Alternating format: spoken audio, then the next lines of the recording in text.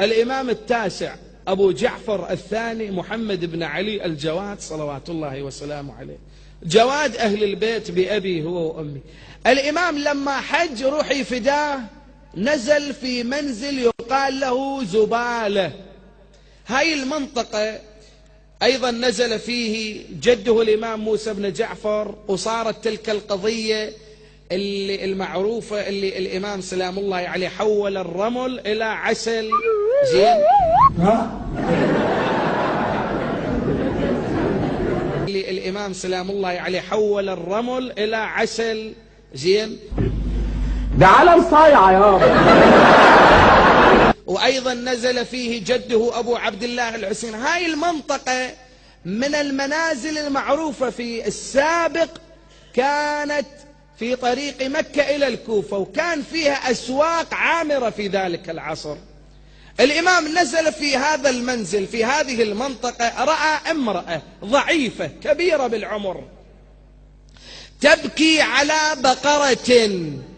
زين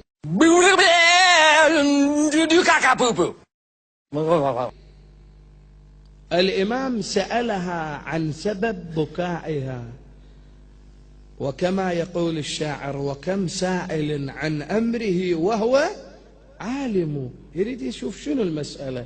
هو عالم الإمام بأبيه وأمه، هو عالم الإمام بأبيه وأمه.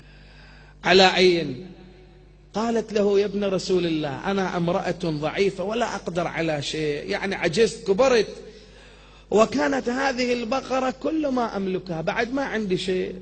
عند ذلك الرواية تقول: ركض الإمام برجله البقرة.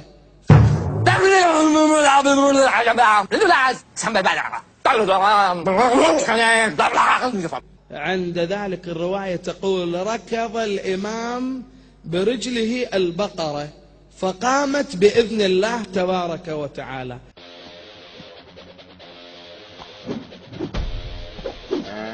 فقامت بإذن الله تبارك وتعالى. محمد وآل محمد.